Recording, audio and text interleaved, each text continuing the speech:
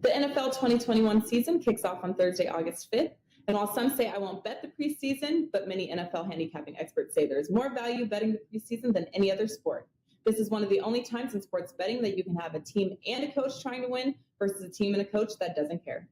The NFL preseason is $249. You can save $70 by purchasing this package by kickoff of the Hall of Fame game August 5th.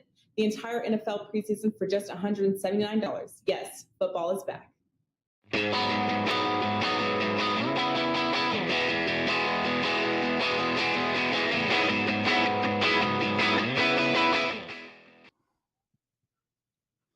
Welcome, everybody, to WagerTalk Today. It is Wednesday, August 5th. Teddy Covers, Lawrence Pressman here, and we got Steve Merril back joining us. He's going to take a look at the Angels, Rangers, Cubs, and Rockies games, and he's got an over and under bet for everybody in the NFL. Carmine Bianco coming up. After that, he's going to Olympic gold medal soccer games. Canada versus Sweden in the female side, and Spain versus Brazil in the male side. And Arthur DeCesar joining us. Teddy, before we get into anything, we had a commercial right off the top of the show that talks about the NFL preseason, and I have a lot of people who bet in my life, just friends around me, and none of them touch it. They look at me like I'm mental. You're betting the preseason? Correct me if I'm wrong here, but I think it's the only time where coaches actually come out and tell you their game plan in a press conference. There's a lot of value in preseason betting, is there not? There can be, of course. I mean, just because there are lines up doesn't mean there are positive expectation wagers to be made. When it comes to the NFL preseason, a lot of casual bettors like, what do you, they just don't understand the concept. Why are you betting exhibition? Yeah. As someone who does this full time, you understand exactly why you're betting the exhibition games, because they're beatable. And the information versus opinions. You have information and you have opinions. Here's the info. How do we use the info? When it comes to preseason, you can take a lot of your opinions right out of the equation. It's all just an information game. I don't care how good Team A is against Team B in the regular season. What I care is Team A interested in this game? What are the rotations for this game? Is the coach working on offensive line depth in the second half, or is the coach working on getting his third-string quarterback some rotations and chucking the ball downfield? So the info is out there, and if you can take your opinions out of the equation, the preseason can be a very profitable time. I'm a big fan of August football. And Prez, more than anything else, dude, it starts tomorrow. Come on. Yeah, baby. I mean, you're sitting there going, yeah. If you don't feel, and that's maybe being in Vegas. I was out of town. You come back into town, and man, the buzz is already here. That first week of August, you feel it in town. You feel it in the sports books. And you feel it because we have a bettable NFL game tomorrow night. Yeah, I mean, look, Teddy, for me, am I feeling it? Am I excited? I got to be honest here. I just want to golf, hydrofoil, jet ski, water ski. I'm not ready. I'm not ready, man. No, wait 1 more month, please. But by week 3, I'm excited. And, week 3 normally is the week to bet. They have the week 4 afterwards. Week 3 is when we're going to get most of the starters out there for an extended period of time. How do you think this one's going to play out? Do you think it's going to be in week 2? Or I'm guessing it's probably still going to be in week 3. This is the answer. We don't know.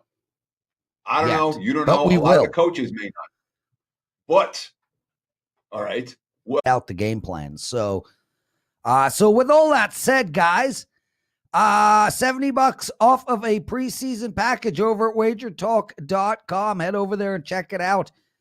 Teddy, I lost my play last night. Oh, I had the Reds right there until the 9th inning, and then fell apart. And then they put 2 runners on, no out, and couldn't get it done.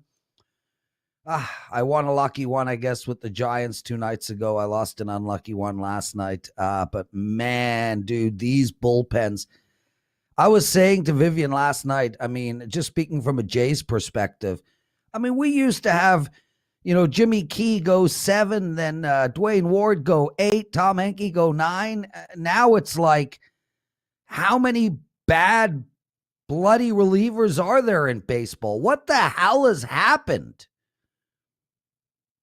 I'm not going to say the relievers have gotten worse. The game has changed from where it was when you had your starter going 7 and then your setup man going to the 8th and your closer coming to the 9th. That's not MLB in 2021. I didn't have a good night last night either. In fact, I stunk up the joint. The free play was a loser. The client play were losers. Nothing right. But I'm not blaming the change in baseball for that. I just didn't have a good day handicapping yesterday. We'll see if we can get that money back for the clients today. I'm not blaming the change in baseball either. I just find that there was a time when closers went out and closed. I mean, there were closers in our lifetime that you just couldn't hit. I don't think I can name one right now that is Eckersley good. Sure, but even the Eckersleys of the world, okay, they had a moment in time, a few year span where they were dominant. But closers don't stay dominant for 20 years. That's why Rivera, Mariano Rivera was such an anomaly because he was so good for so long. And yet, when you look at Mariano Rivera's career in retrospect, you see that he cost the Yankees not 1, but 2 World Series. Him, personally. So the best relief pitcher that I've ever seen for an extended stretch is still someone who cost their team 2 titles over the course of his career himself. There you go. Teddy covers the Prez. You're watching Wager Talk today. Teddy, real quick, what did you learn last night? And then we'll bring Steve Merril into the show. I was wondering when you were going to try to start the show, but on those days where we have 3 guests, I understand why you want to get 10 minutes in the open of me and you bullshitting back and forth.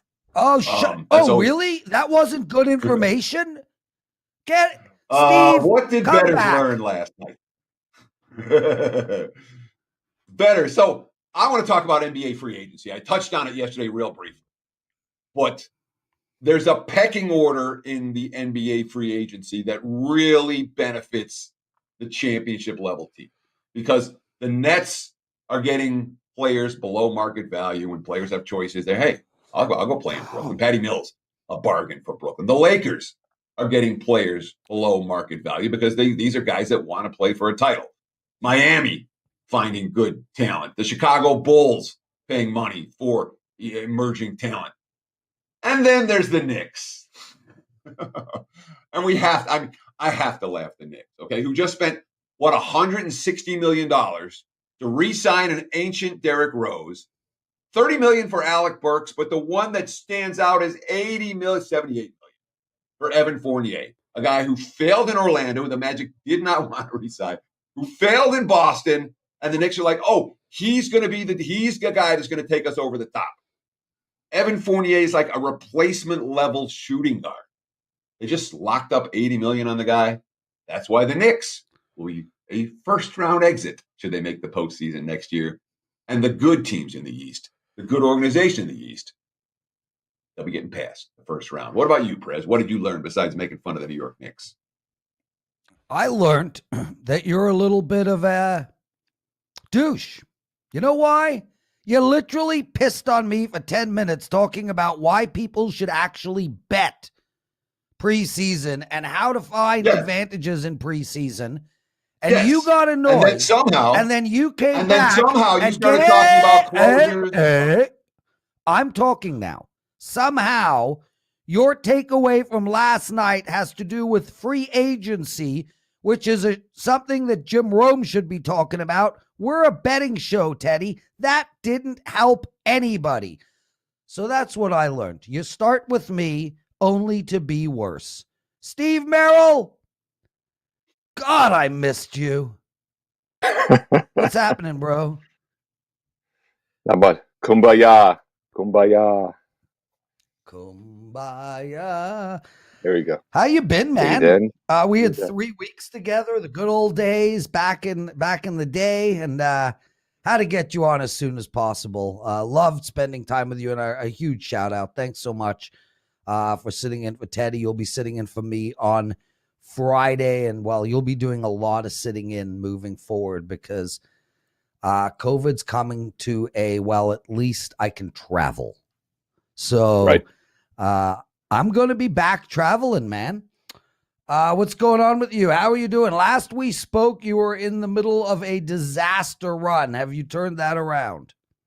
Yeah, choppy. A lot of 1-1 nights. So I think that's the bottoming process, right? And I love the fact that we do have NFL preseason starting tomorrow. I do handicap the preseason, digging into it as we speak. And as you guys said, it's going to be a little different this year. They have one extra regular season game, so one less preseason game. So will be interesting to see what the teams do their dress rehearsal. Maybe a little bit of week 2, a little bit of week 3. I agree with what you guys were saying earlier. Okay, well, let's get into the show, brother. Ohtani on the mound, pitching against Allard. Angels versus Rangers minus. It's now down to minus 170. If you take a look at the WagerTalk odds screen, the total is at 8. How are you going to bet this game?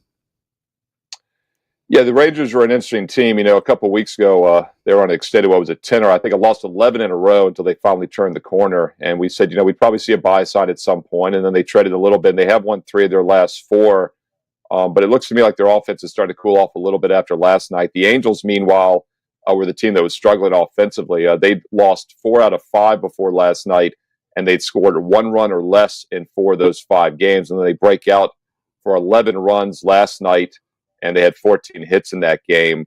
Meanwhile, Texas just 3 runs, 6 hits. So although in recent current form over the last week or so, you'd say, hey, Texas could be a live dog here. I think maybe last night was the turning point. I like the fact that Ohtani's on the mound here. I think they'll bring their A game tonight offensively. A little bit pricey, so you probably want to look at the run line if you're going to play at minus 1.5 even. I actually did cash with the over in this game last night, and I would lean that way once again here with the over. Once again, both teams, especially the Angels, were not hitting the ball well, but they broke out last night. We get 8 to the over here. A little bit of hedge if Ohtani isn't on his A game here. So I like the over last night. I like it once again here with Angels Rangers, and I see the Angels winning once again as well. So Ohtani for the year, or the Angels in Ohtani starts this year 9-6.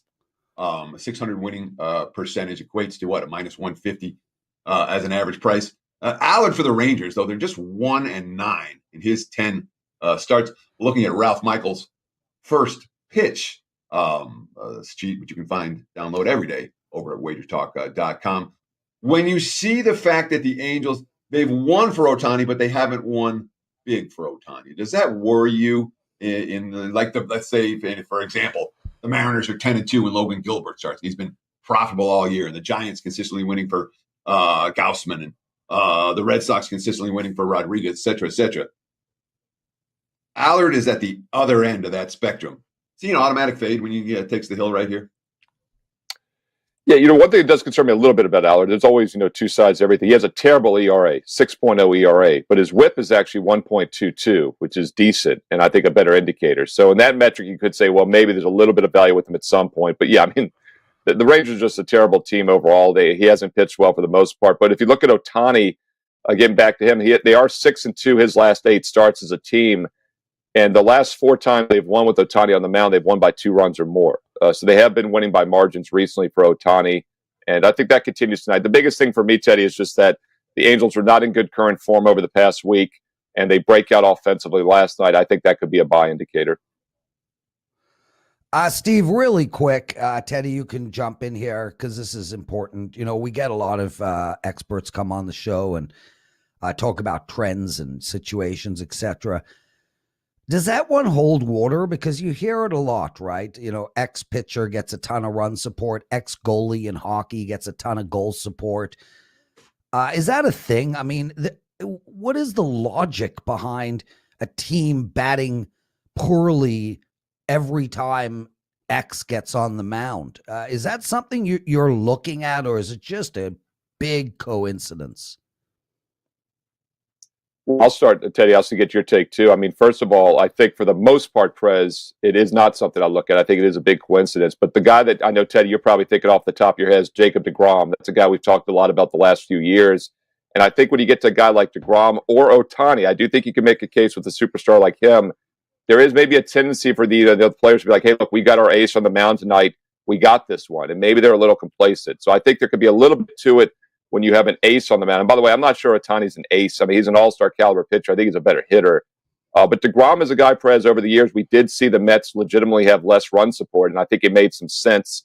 But I think 9 out of 10 times, and if it's not a superstar pitcher, I pretty much disregard it. And when we talk about DeGrom's struggles in particular, why is he so mediocre in terms of wins or losses for so long? There's 2 reasons. One is that every time an opposing pitcher went up against him, that pitcher's pumped. And when you have your chance to go up against an ace, you want to show what you can do. So you're getting better pitching performances out of certain teams against certain pitchers. And the other factor is random bullpen meltdown. And bullpen meltdown is going to happen anywhere. But the Mets have had more than average with DeGrom on the hill. I do look at a team's win-loss record when a particular hurler is on the hill. I don't know if it's something that is anything you can quantify. When you say, yes, it's worth this much when the team's always winning for a guy or when they're never winning for a guy. Nonetheless, it's something that I look at and consider. I wouldn't call it the most important factor in the handicap, but it's something that I do look at. Teddy Covers, Steve Merril, both at WagerTalk.com, and I don't look at it at all in any sport. There is logic behind it to a degree in hockey, because I know as a person who plays hockey, when your goalie is lights out, you do tend to slightly let up. But it's not in baseball. It is just something that passes me right by. Steve, let's talk about the Colorado game. Playing the Cubs today. Colorado won yesterday 13-6. It's Mills versus Gray. Minus 180-ish. It has been bet down. And 11 as the total. How do we bet this game? Yeah, I thought this would be a fun one to talk about for a couple reasons. I mean, we all know about the extreme home road dichotomy that Colorado has exhibited this year. And they did start to win a little bit on the road the last few weeks. They went into L.A., surprisingly got a win. Also won 2 out of 4 against San Diego on the road. Since the All-Star break, they've actually been a better road team. But on the season, they're 34-20 at home, 13-40 on the road. And that's 13-40 is actually a much better mark than it was just a few weeks ago, as you guys know. And home road dichotomies, we talk about pitcher performance. That's a good segment here about one loss. I do agree, Prez, in general, I don't look at one loss records at all for pitchers. Team one loss, very little, as I said. But home road dichotomies are something I pay attention to in all sports. And I think with Colorado, it makes a lot of sense because Colorado has the most extreme difference in a home ballpark versus any other ballpark. And I think they've started getting smart over the years, and they set their roster to perform well in half the games in the thin air and altitude. You want ground ball pitchers. You want guys that can hit home runs, obviously, as every team does nowadays. But Ralph Michaels, the walking database, the human database, Ralph Michaels, WagerTalk.com, had a great tweet yesterday that he tagged a lot of us in. I just wanted to repeat it here on the show in case people didn't see it. Another reason to check out, as Teddy mentions, Ralph's MLB first pitch report every day at WagerTalk.com. Going into last night, Ralph tweets that the Rockies are 22-5 this year as a favorite or slight dog, plus 105 or favorite. So basically as a favorite. And when the total is 8.5 or more, they are 20-3. Guess what? It applied again last night at home. They win 13-6. So the Rockies are now 21-3 this year when a favorite or basically even money or a favorite, and the total's over 8.5, which most likely means a home game, of course. So now 21-3. So might seem pricey tonight, but it's the only way to play Colorado. Chicago also a pure play against team for me. They were a seller, obviously, at the trade deadline. They've come out now and lost 6 of their last 7. I do not trust this Cubs team. They've been a weak offensive team all year. They're even weaker now. I do think maybe at some point in September they turn things around with some young players and we'll get some value with them, but it's not now. Colorado definitely the only way to play this one tonight. So when we look at the Rockies in this price range, again, they're minus 170 in a lot of spots. And I just went back and looked. They've only been priced higher than minus 160 twice all year. They split those games. The most recent one at home against Seattle, minus 170, minus 175 at the close, and they lost that contest. So 21-3. One of those 3 was relatively recently against the Mariners. I understand we like Colorado in the spot. But does the price tag merit the amount that we like the Rockies? Is this minus 170 worth? Yeah, they're 6-6 their last 12 games overall. Every one of those wins, Teddy, have been by 2 runs or more. So I think you definitely play the run line here. It'd be minus 1.5 even. So, and also the total's 11. So I don't, preferably like to play road teams on the run line because you don't have to worry about that walk-off bottom of the ninth one-run win. But when the total is 11 in Coors Field, you're going to get more runs. And their last 6 wins over the past couple weeks have all been by 2 runs or more. High total tonight. So the -1.5 even money is the more responsible way to play this one. Steve Merril, everybody. Steve, let's talk NFL. Atlanta Falcons. Lots of changes there. Really had a terrible start to the season last year and a great ending. Their win-loss record is 7.5 -130 to the over. You going over or under here, and why?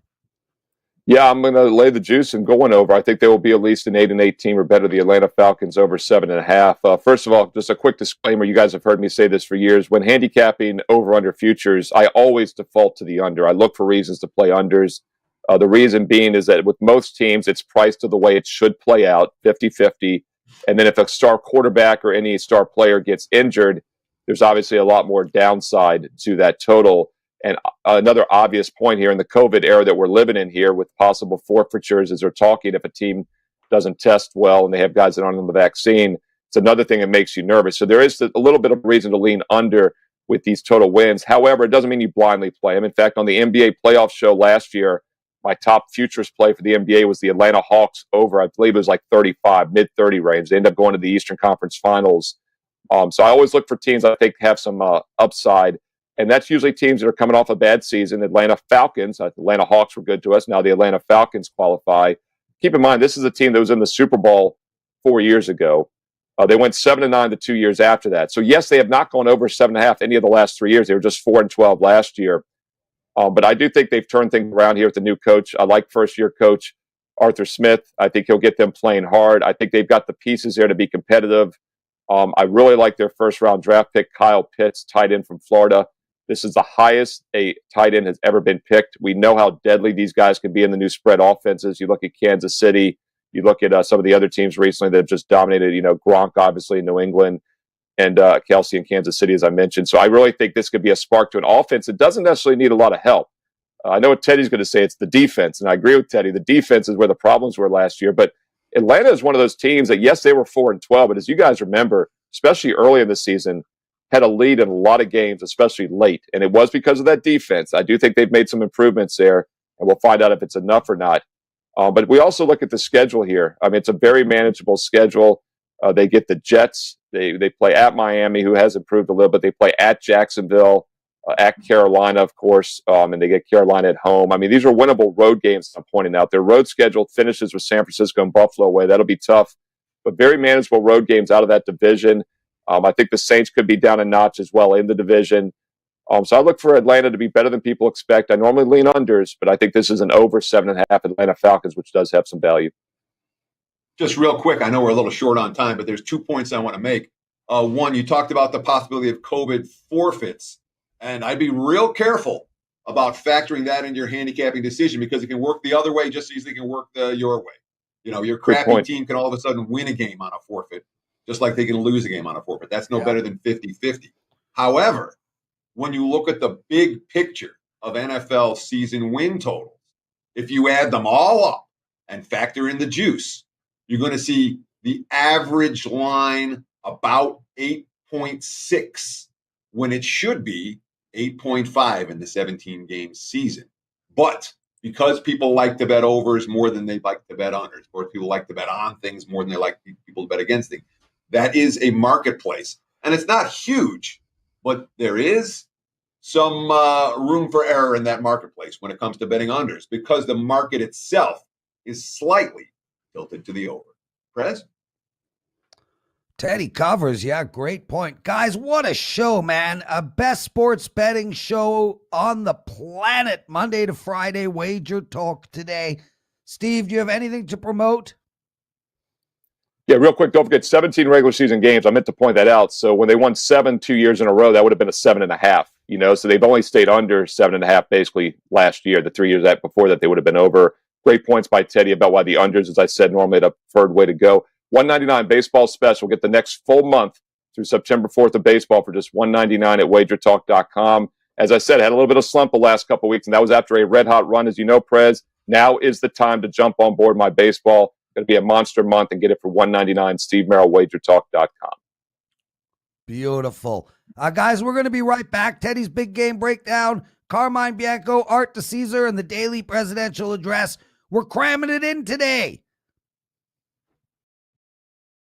How much do you want to pay for the NFL and college football season? You decide how much you want to save. Right now, WagerTalk is offering their lowest price for the 2021 NFL and college football seasons. From now through the start of the regular season, we are offering special early bird pricing, but these prices will increase by $20 per sport and $30 for the college football and NFL combo every week until the season kicks off. Save up to $200 this week by buying your favorite WagerTalk capper for the package, and remember, the longer you wait, the less you save.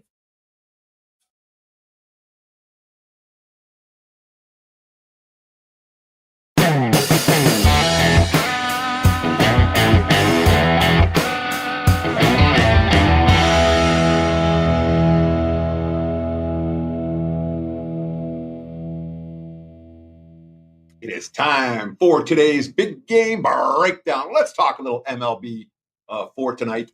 The Boston Red Sox and the Detroit Tigers. Looking at the WagerTalk live odds screen as we speak, I'm seeing Boston in the minus 150 range. You shop around, you can find them at minus 145.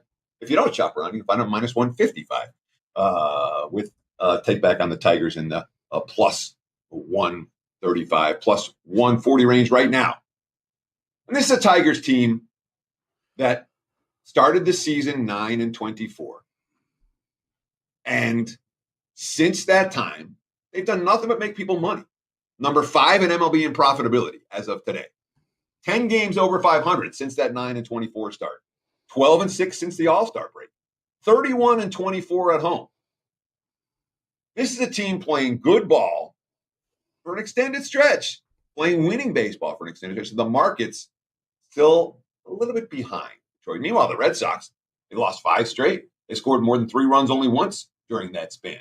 You have Miguel Cabrera on fire right now, which I haven't said in years. You have Casey Mize on the hill for Detroit today. And he was on a pitch limit for most of July. Threw 88 pitches in 7 innings in his last time out. He had a strong outing against Boston when he faced him earlier this year. Eduardo Rodriguez gotten lit up the last couple of games for the Red Sox.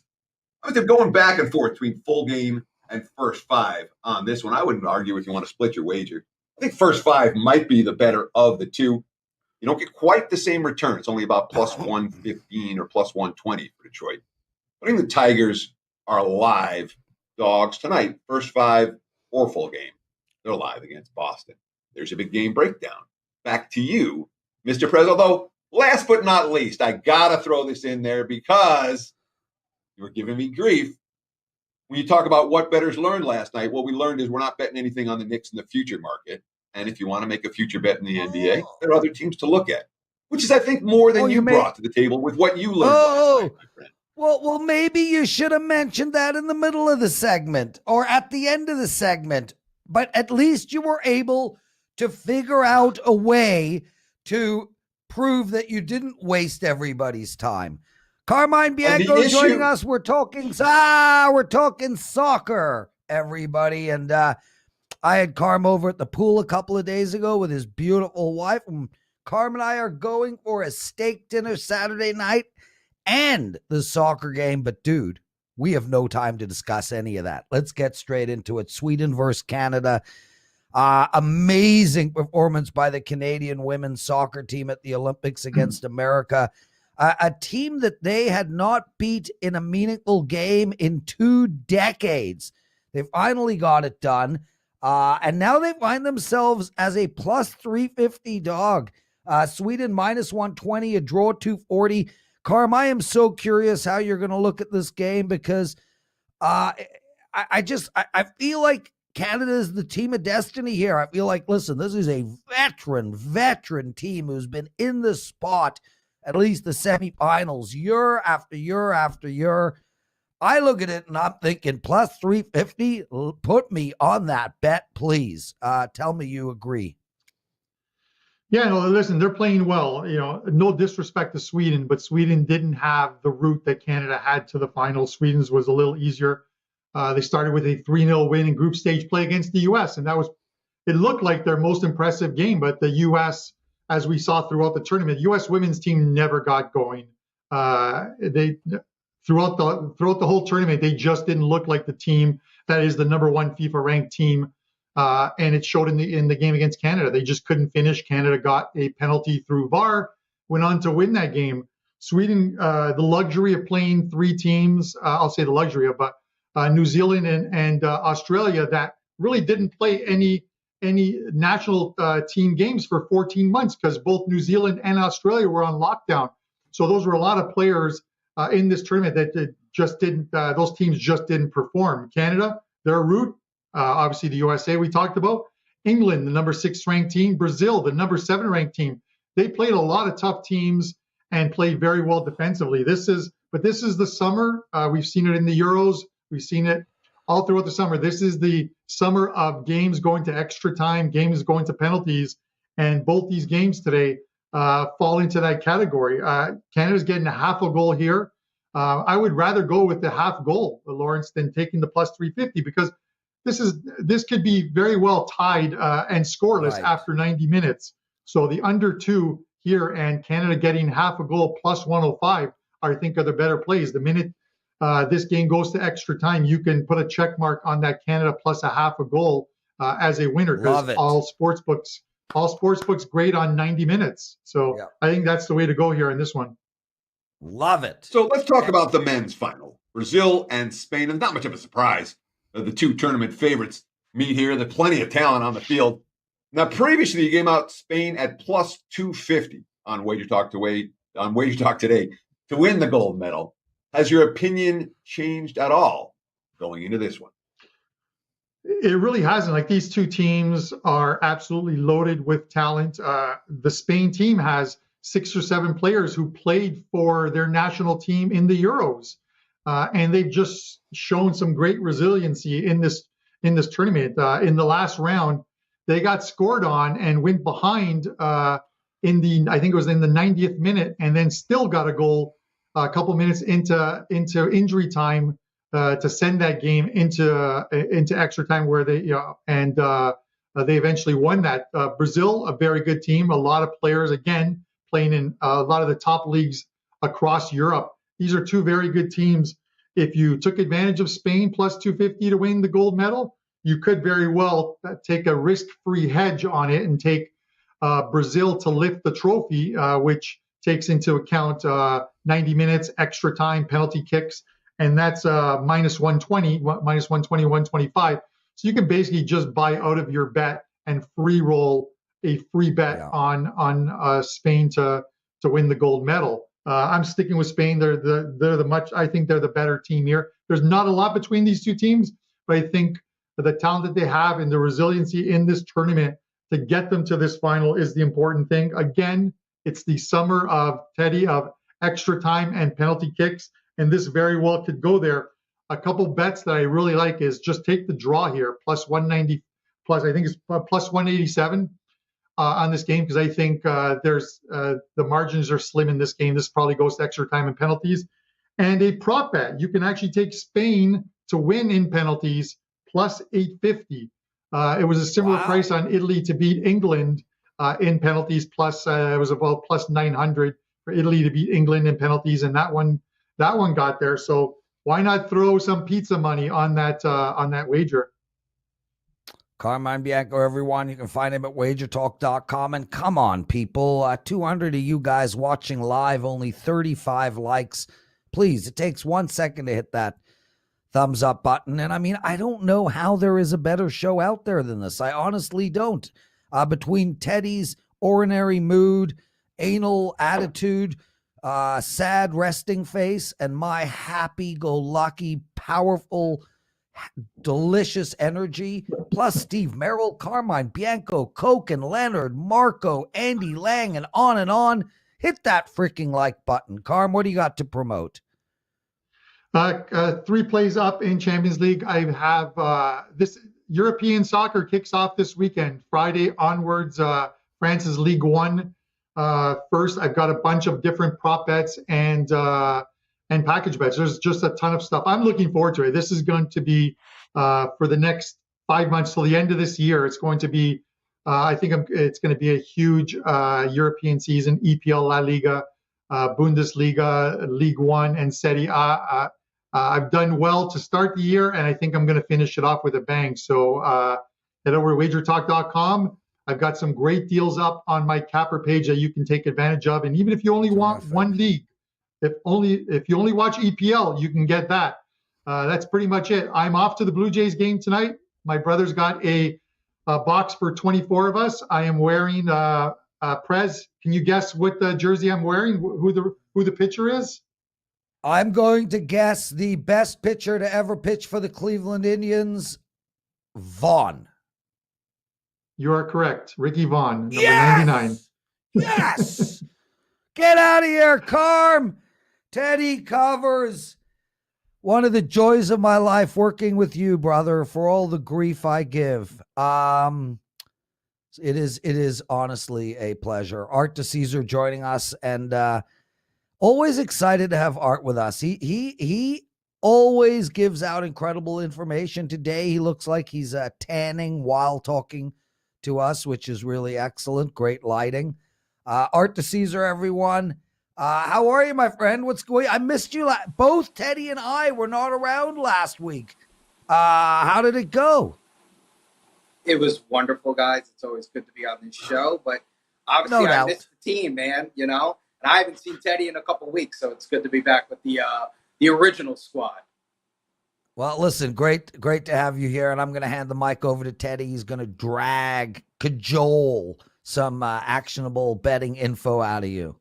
Theodore? Sure. And there's two sports we want to focus on right now. Art, good to see you, my friend. How are you today? But we got to give out some info for our viewers right now when it comes to the early betting cards. And I want to start, obviously, with today's MLB, which is taking center stage. What are we seeing in terms of early action at the link? Is the link seeing a bunch of wise guy moves on one side or a bunch of public moves on another? Any games stand out to you when it comes to early line moves in MLB for today? Any opinions that you have? Yeah, the couple games I want to touch on, Teddy, is actually one game that you touched on was Tigers and Red Sox. We opened the Red Sox minus 158. It's now moved to 145. So you've seen some Tiger money come in. Obviously, Tigers have been better. They've played well the last 2 months. Like you said, the Red Sox have lost 5 straight. So you've seen early Tiger money come in. And then a game that goes off at noon, around noonish, I think it's 12:07 Vegas time, is we have the Padres at the A's. We opened Padres minus 105 it really started at. So it was kind of split. And then we moved to A's minus 118. So you've seen some A money come in early. And that's a noon first pitch in Vegas. So money for the A's and money for the Tigers in early betting action for MLB today. Now, obviously, as the calendar shifts to August, the focus moves from baseball and soccer and some of the periphery sports, golf, into football. And when it comes to the opening of the preseason, week 1, there are lines up, there have been lines up. Are you seeing any interesting line moves, any opinions that the sharp money is coming with for these first round of NFL preseason? No, Teddy, nothing so far. Obviously, we have a game tomorrow. We opened that originally Steelers minus 1 with a total of 34. It's now sitting at Steelers minus 1.5. Total's been bet down to 33. A lot of times in the preseason, people want to take those unders, especially the sharper guys. They're looking to take unders. The public looks at totals being so low, 33, 34, 35, instantly want to take overs. A lot of times in these preseason games, you see 13-10, 17-10 type deals. So you have seen some buy on the under for tomorrow's Hall of Fame game. Art DeCesar, everybody. Art, give us a bet, man. Give us a win-loss of futures bet in the NFL that you're seeing, you hear about, or you like. Give us something to put our money down on. All right, Prez. So this is one that I kind of was talking about with a friend the other day.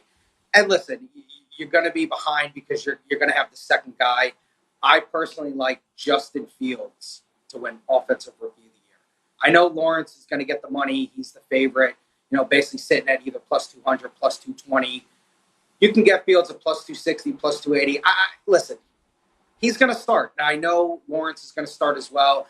I just like what Fields can do with his legs and all this. So I think that's a nice play.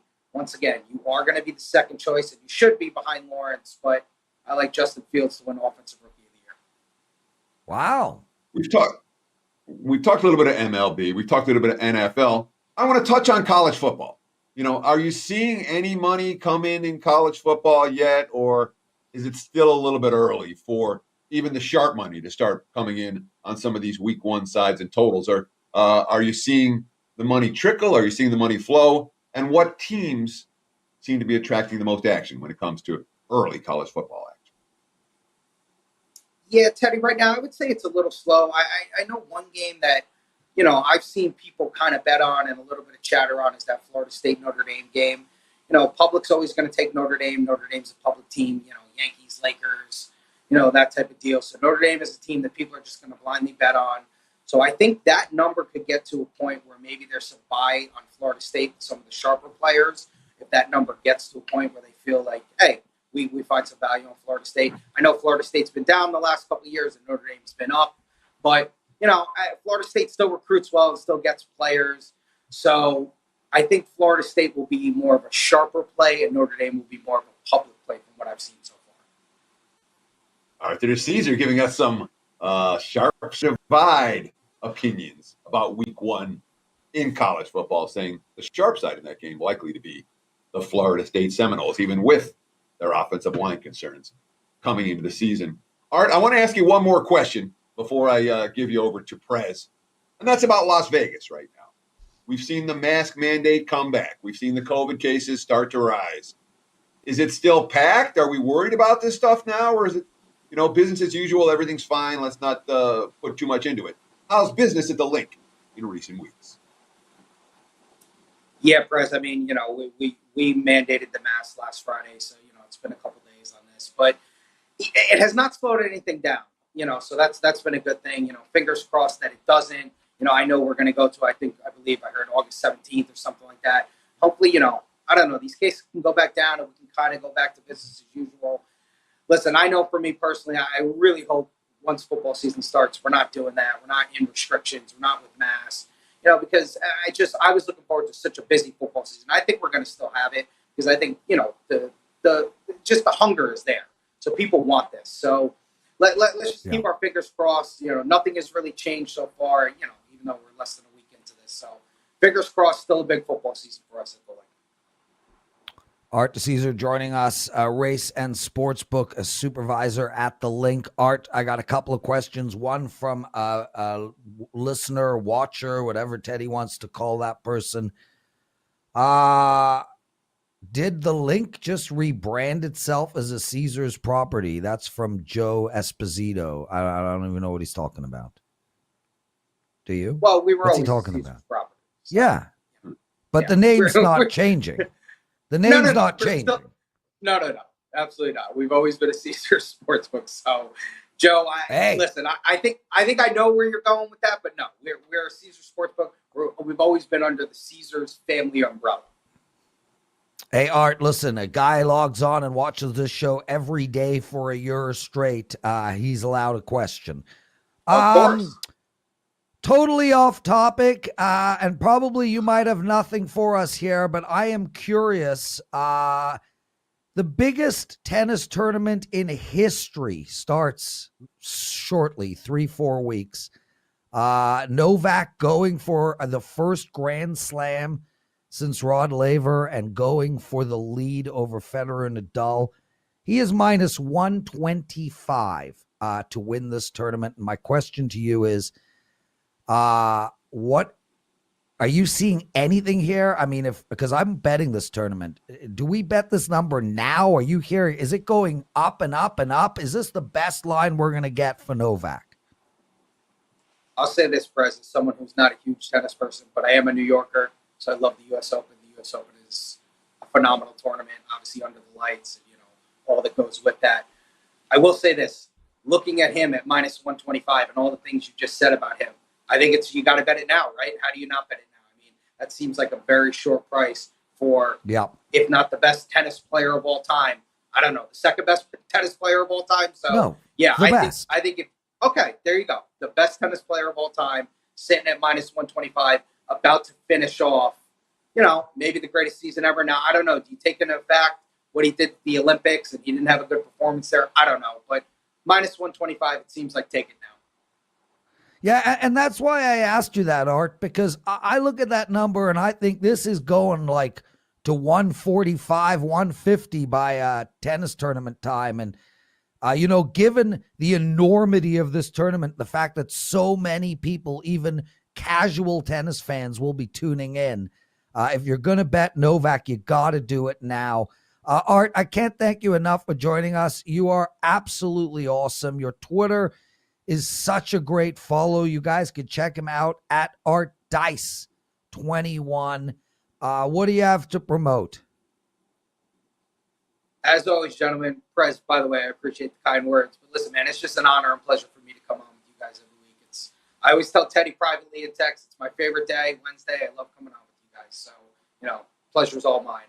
Listen, guys, just come down to the link. Check us out. We got one of the best spots in Vegas to check out games. Fan caves. Hey, football right around the corner. We got an NFL game tomorrow. Still got the Olympics going, got all the baseball going, and we're going to be really rocking and rolling over the next couple of weeks here with football, college football at the end of the month. So, yeah, just come down, check us out, come say hi, and I'm always there to, like I said, say hi, talk to you guys, and, just say hi. Art to Caesar. Art, get ready, because as we get closer to football and as we get deeper in football, your time on this show will get longer. Thanks for joining us, man. Get out of here. And guys, it's time for the daily presidential address.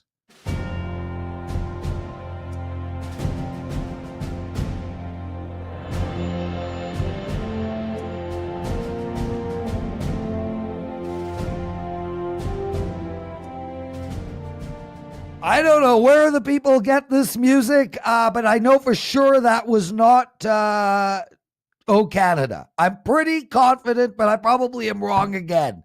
Maybe it was. Who knows? Anyway, I want to shout out to all the people on Twitter who missed Wager Talk today. Guys, check it out every day, 12 to 1 Eastern time on our YouTube channel, Wager Talk TV.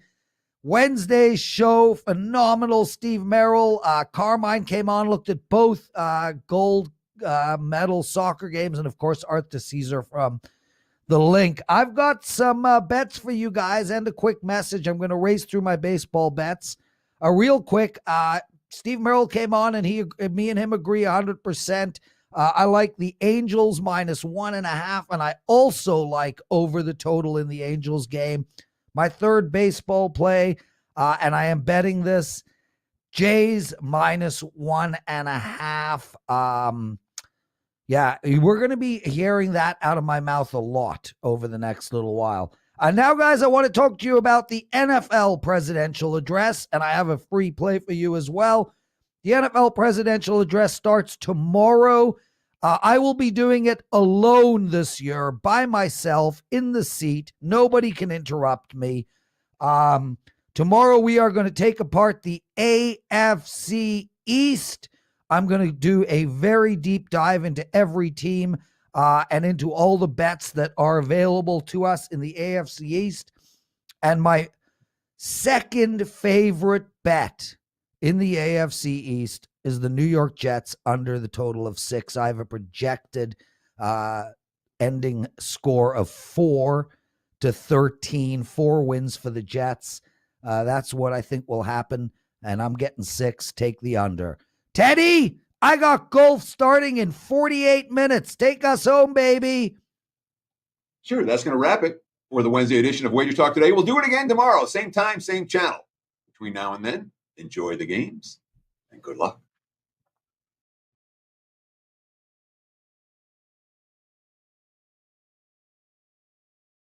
The NFL 2021 season kicks off on Thursday, August 5th.